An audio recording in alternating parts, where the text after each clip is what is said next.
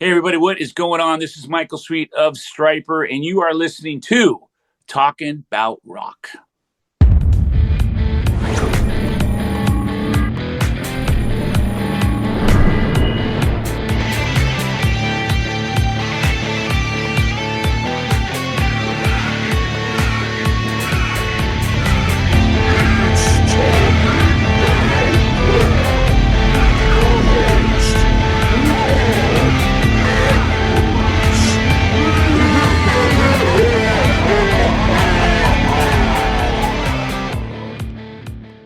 Okay, the legendary Christian rock band Stryper cut their own path in rock with biblical inspired music, with over 10 million albums sold worldwide, multiple Billboard Top 40 hits, and a legacy spanning 4 decades. Here to chat with us about their upcoming album, The Greatest Gift of All, let's welcome back Michael Sweet. Michael, great to have you back with us, man. Great to be back always, and great to be alive and creating music and doing what I love and fulfilling my calling. Yeah, I'm a blessed guy. Yeah, so the new album arrives, on the heels of Stryper's huge tour you guys had, last year, the 40th anniversary of the landmark album, When We Were Kings. You guys had sold out performances across the U.S., Europe, South America, and now you guys continue this legacy with the upcoming album, The Greatest Gift of All, coming out. Yeah, I mean, we're always busy. Our schedule, if you look at our calendar, it's filled up for a year plus. And we wouldn't have it any other way, really. I mean, we like to keep moving and doing things and staying active and somewhat relevant. And regardless of all that, though, I mean, we just love what we do. I love what I do. And the fact that I get to do it still at almost 63 years of age is really incredible. And I absolutely am. I'm so thankful for every day, every opportunity, and I hope there's a lot more left in me, till I'm no longer here on Earth. So it's good and exciting stuff, man.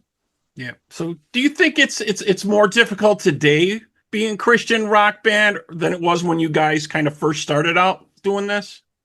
I think it's different. There are challenges now that are different from the challenges then.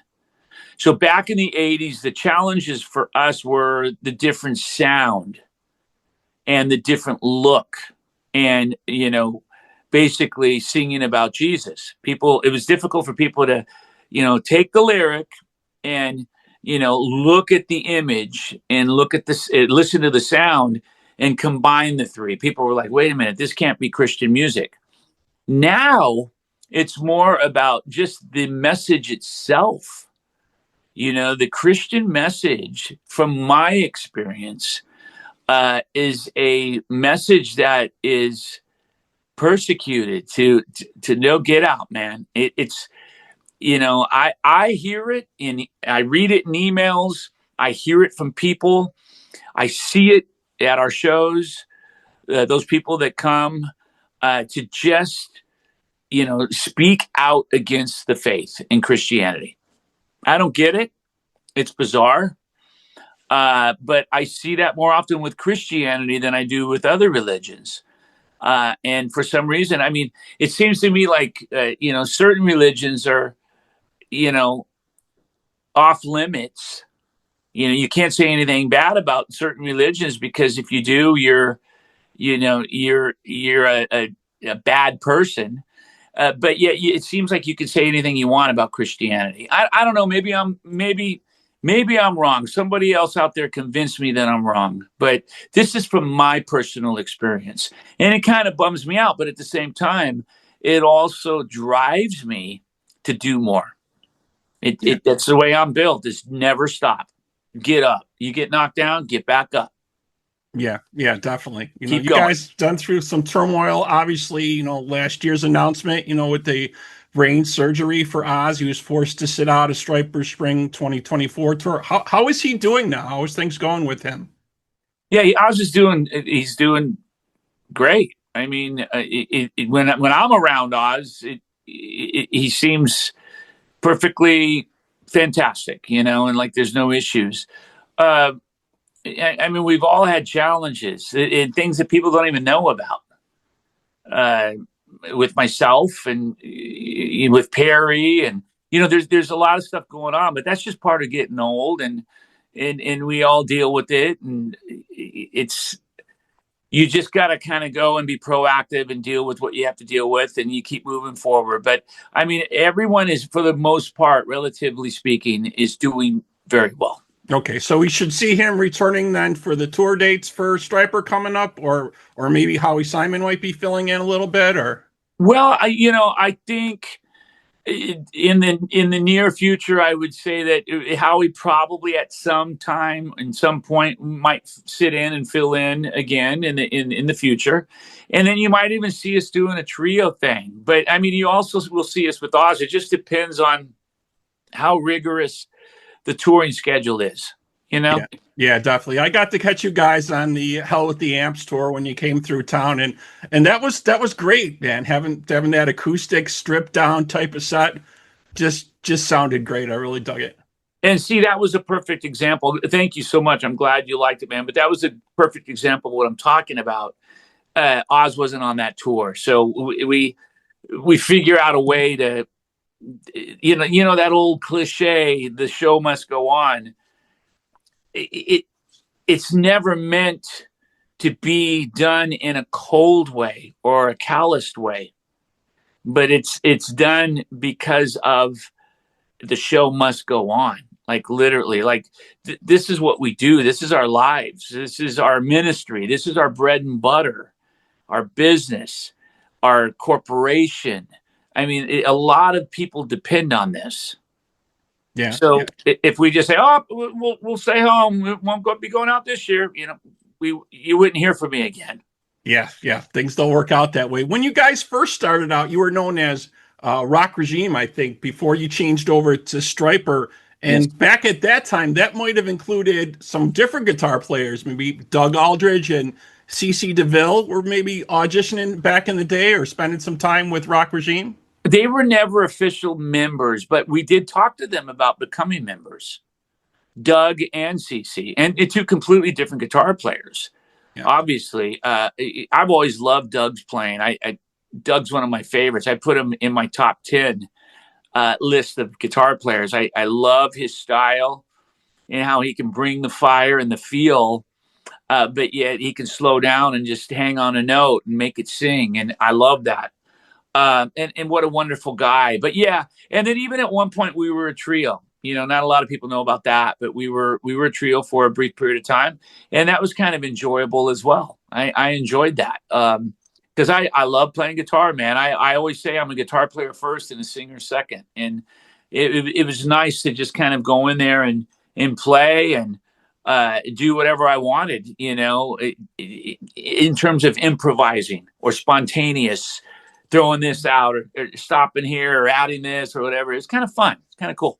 Yeah, and you were also invited to, use your vocal talents in previous legendary bands.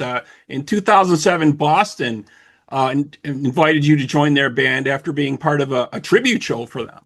Yes, and that was unexpected. That came out of nowhere. I'm a huge Boston fan, as is most of the world, but as a musician, it really shaped and defined me and helped me find my way as a young musician. So to fast forward to 2007 and then be asked to join the band for them to continue on was really pretty astonishing for me and very humbling. It was an interesting time because my wife, Kyle, was sick with cancer at the time. And it was just it was a tug of war, from is this right or is this wrong? Should I do this or should I not do this? And she was very encouraging in that regard, and that's why I did the tour. But yeah, it was a bittersweet moment in my life for sure, to say the least. But man, I got to tour with Boston, and I don't really know what to say about that. That's crazy.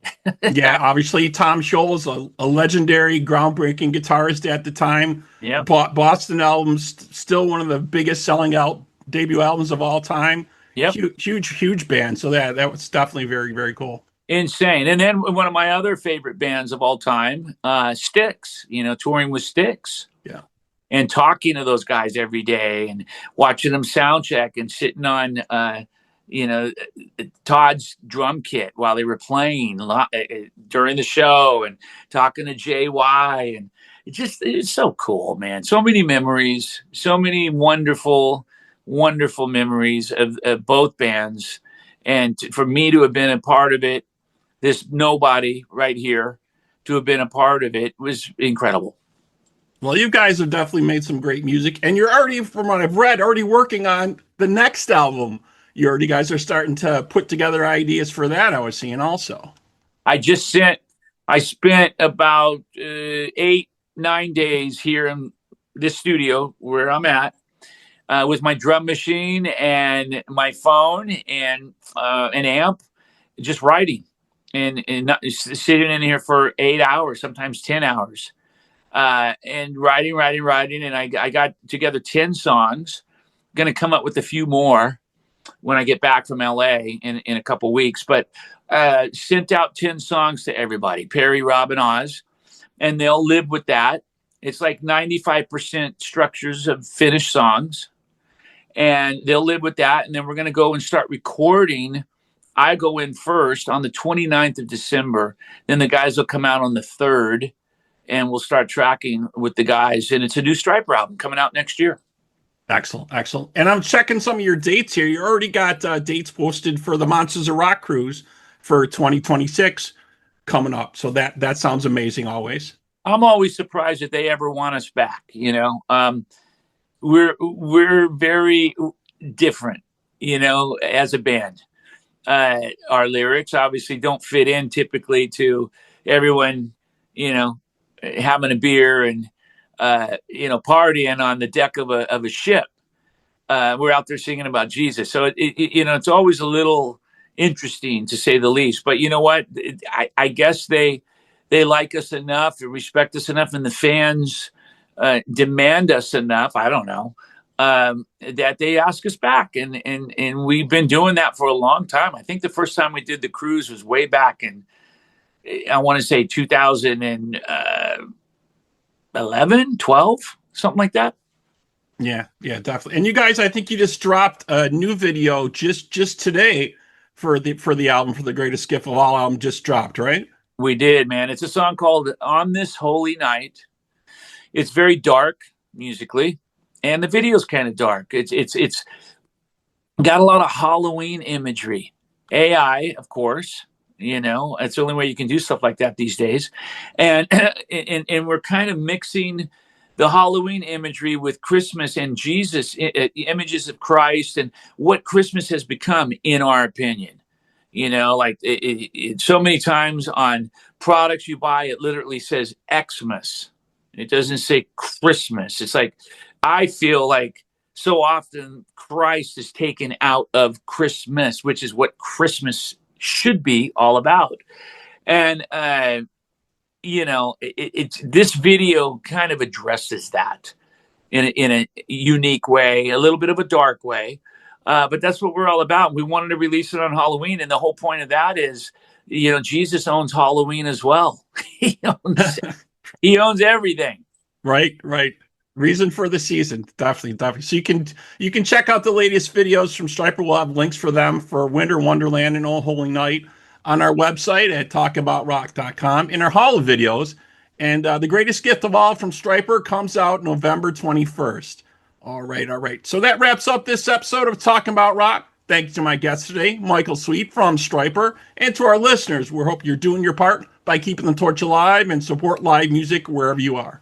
Michael, again, thank you so much. Okay, brother. Thanks for having me. God bless you, man.